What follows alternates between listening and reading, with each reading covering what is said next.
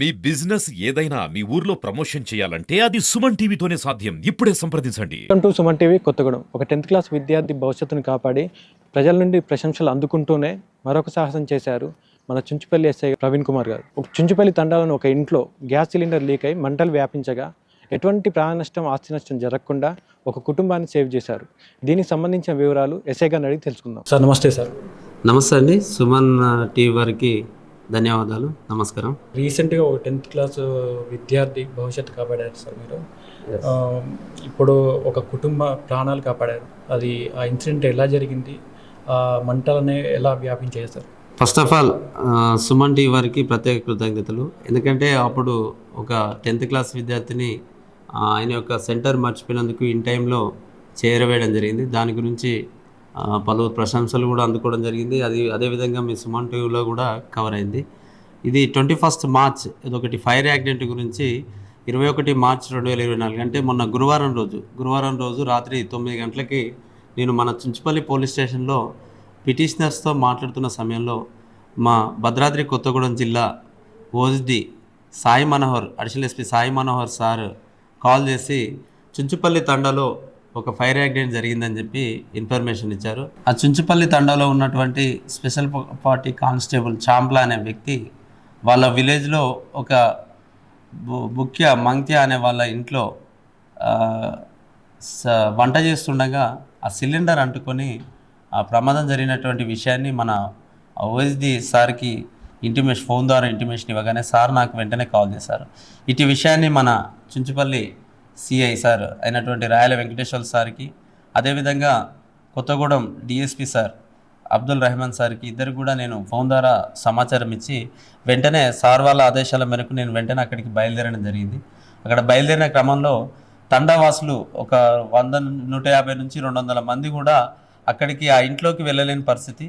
విషయం ఏంటంటే అక్కడ ఒక రేకుల ఇంట్లో మంక్య అనే వాళ్ళ ఇంట్లో రేకుల ఇంట్లో వాళ్ళు రోజు డిన్నర్ చేసుకునే టైంలో రాత్రి వంట చేసుకునే క్రమంలో సిలిండర్ యొక్క రెగ్యులేటర్ను ఆన్ చేసి సిలిండర్ ఆ పొయ్యి ముట్టించే క్రమంలో ఎక్కువ మంటలు వచ్చి వ్యాప్తి చెందగానే వాళ్ళు ప్యానిక్కి గురై వాళ్ళ భయాందోళనకు గురై బయటికి రావడం జరిగింది. దానిపైనే ఒక కరెంటు మీటర్ ఉండడం జరిగింది. వాళ్ళకి ఇంట్లోకి వెళ్ళే పరిస్థితి లేదు. ఎందుకంటే ఆల్మోస్ట్ ఆ రేకుల ఇంట్లో పైన ఆ సిలిండర్ ఎక్కడైతే పెట్టిరో ఆ వంట రూమ్లో ఆ రేకుల ఇంట్లో ఉన్నటువంటి రేకులకు సపోర్ట్గా ఉన్నటువంటి ఆ కర్రకు అంటుకొని అది ఆ రూమ్ యొక్క మొత్తం పైనంతా కూడా కాలిపోయి అది దాదాపుగా ఇన్సిడెంట్ జరిగి ఒక 1/2 అవర్ అవుతుంది. ఒక 1/2 అవర్లోనే ఆ ఇల్లు పైన అంతా కూడా రేకుల ఇల్లు పైన అంతా కూడా ఆ కర్రలకు సపోర్ట్గా ఉండే కర్రలకు అంటుకొని, అదేవిధంగా దానికి ఉన్నటువంటి వైరింగ్ ఏదైతే వీళ్ళు కరెంటు వాడుకుంటారో ఆ కరెంటుకు కూడా ఆ వైర్ అంతా కూడా కాలిపోయి ఆ మీటర్ దాకా కూడా మంటలు వ్యాప్తి చెందాయి. ఇదే టైంలో నాకు కాల్ రావడం వల్ల నేను ఇమీడియట్గా నాకు అందుబాటులో ఉన్నటువంటి మా పోలీస్ సిబ్బందిని తీసుకొని అక్కడికి వెళ్ళడం జరిగింది. వెళ్ళిన తర్వాత ఆ ఇంట్లోకి అదంతా కూడా డోర్ లాక్ అయ్యింది. ఆ డోర్ ఓపెన్ చేసి చూడగానే మొత్తం అక్కడ సిలిండర్ మొత్తం కాలిపోయి ఆ పైపు దాకా ఆ సిలిండర్ యొక్క ఆ గ్యాస్ స్టవ్ నుంచి ఆ సిలిండర్ పైపు నుంచి ఆ మంటలు కూడా వ్యాప్తి చెంది ఆ యొక్క సిలిండర్ దగ్గర దాకా వచ్చే క్రమంలో నేను అక్కడ ఉన్నటువంటి పబ్లిక్ను అక్కడ ఉన్నటువంటి పబ్లిక్ అందరినీ కూడా ప్యానిక్కి గురి కాకుండా వాళ్ళందరినీ కూడా దూరంగా ఉంచి నేను వెంటనే మన యొక్క ఫైర్ సర్వీస్ వాళ్ళకు కాల్ చేయడం జరిగింది. వాళ్ళు కాల్ చేసి వాళ్ళ పబ్లిక్ అందరిని ఫస్ట్ ఆఫ్ ఆల్ అక్కడ నుంచి దూరంగా ఉంచడం జరిగింది. ఎందుకంటే అనుకోని సంఘటన ఏదైనా జరిగినట్లయితే ఎక్కువ నష్టం జరగకుండా పబ్లిక్ అందరినీ ఫస్ట్ ఆ కాంపౌండ్ అవతలికి కూడా పంపించడం జరిగింది. మా సిబ్బంది సహాయ సహకారాలతో పబ్లిక్ అందరినీ పంపించేసి స్థానికంగా ఉన్నటువంటి ఒక 2-3 యువకులను నేను కొంచెం వాళ్ళని తీసుకొని ధైర్యంగా ముందుకెళ్ళి ఫస్ట్ ఆఫ్ ఆల్ ఆ డోర్ ఓపెన్ చేయడం జరిగింది. ఆ డోర్ ఓపెన్ చేసిన క్రమంలో అక్కడ ఏం జరుగుతుందనే ఇన్సిడెంట్ ఏం జరుగుతుందనేది మాకు అర్థమైపోయింది. విషయంగా నేను ముఖ్యంగా డోర్ ఓపెన్ చేయగానే తెలుసుకున్న విషయం ఏంటంటే ఆ స్టవ్ సిలిండర్కి మధ్య ఒక పైప్ ఉంటుంది. ఆ పైపు ఫస్ట్ వెరీ స్టార్టింగ్లో అంటుకోవడం వల్ల అక్కడ లోపలికి వెళ్ళలేని పరిస్థితి. విషయం ఏంటంటే అక్కడ ఆ రూమ్ అంతా కూడా డోర్ లాక్ చేసి ఉండడం వల్ల ఆ రూమ్ అంతా కూడా వేడితో మొత్తం అదంతా కూడా ఒక హీట్ అంతా కూడా లోపలికి వెళ్ళలేని పరిస్థితి ఉంది. First of all door open చేసేసి దాన్ని ఏం చేసామంటే అక్కడ ఉన్నటువంటి మేము దగ్గరికి వెళ్ళే పరిస్థితి లేదు, ఎందుకంటే అప్పటికి ఇన్సిడెంట్ జరిగి హాఫ్ అన్ అవర్ పైన 40 minutes అవుతుంది. ఆ రూమ్ అంతా కూడా వేడిగా ఉంది, మంటలు కూడా పైకి దగ్గరికి వెళ్తే మంటలు కూడా పైకి వచ్చే పరిస్థితి ఉంది. ఆ ప్రమాదం మనకు రెస్క్యూ చేద్దామనే టైంలో ప్రమాదం కూడా మనకు ఉంది కాబట్టి అప్పుడే వెంటనే అక్కడ పక్కన ఉన్నటువంటి ఒక కర్ర తీసుకొని దాన్ని గడ ఉన్నటువంటి ఆ కర్ర తీసుకొని ఆ కర్ర సహాయంతో దాని యొక్క మన రెగ్యులేటర్ యొక్క దాని స్విచ్ను ఆఫ్ చేయడం జరిగింది. ఆఫ్ చేసిన వెంటనే ఆ మంటలు ఆ సిలిండర్కు ఉన్నటువంటి గ్యాస్ స్టవ్కున్న మంటలు అదుపు చేయడం జరిగింది. వెంటనే అక్కడ స్థానికంగా ఉన్నటువంటి 2-3 యువకులతో ఆ వాటర్ తీసుకొచ్చి ఫస్ట్ ఆఫ్ ఆల్ ఆ వాటర్తో ఆ పైన ఏదైతే రేకులు ఇల్లు అంటుకుందో దానిపైన కర్రలు ఏదైతే అంటుకుందో అదేవిధంగా పైప్ వైరింగ్ ఎలక్ట్రిసిటీకి సంబంధించి ఆ వైరింగ్ ఏదైతే ఉందో అదంతా కూడా చేయడం జరిగింది.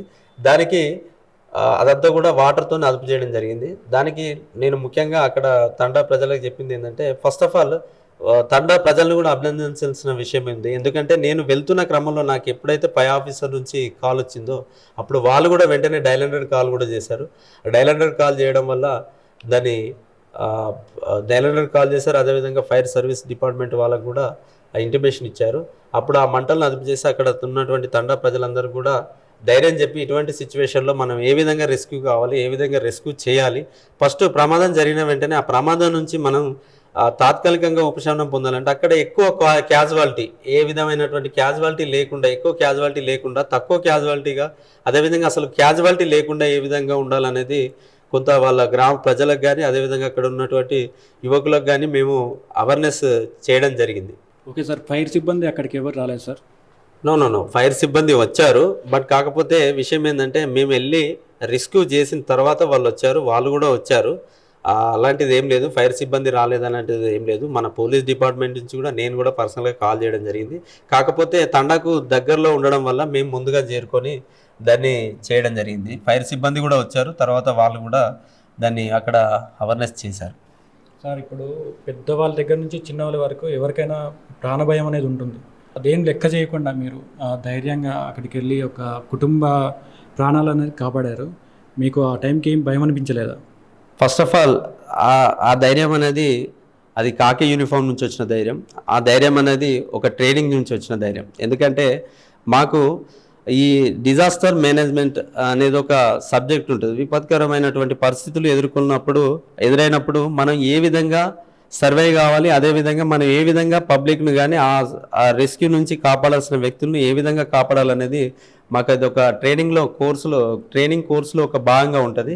కాబట్టి అప్పుడు మేము శిక్షణ సమయంలో తీసుకున్నటువంటి ట్రైనింగ్ దీనికి మన రెస్క్యూ చేయడానికి ఉపయోగపడింది. ఎందుకంటే ప్రతి జవాన్ టు ఆఫీసర్స్ వరకు కూడా ప్రతి ట్రైనింగ్లో కూడా మనకు డిజాస్టర్ మేనేజ్మెంట్ అనేది ఒకటి ఉంటుంది. ఆ డిజాస్టర్ మేనేజ్మెంట్లో మాకు ఒక ట్రైనింగ్లో కోర్సు భాగంగా చెప్పడం జరుగుతుంది. అప్పుడు నేర్పించినటువంటి మెలకువలు తీసుకొని మేము చేయడం జరిగింది.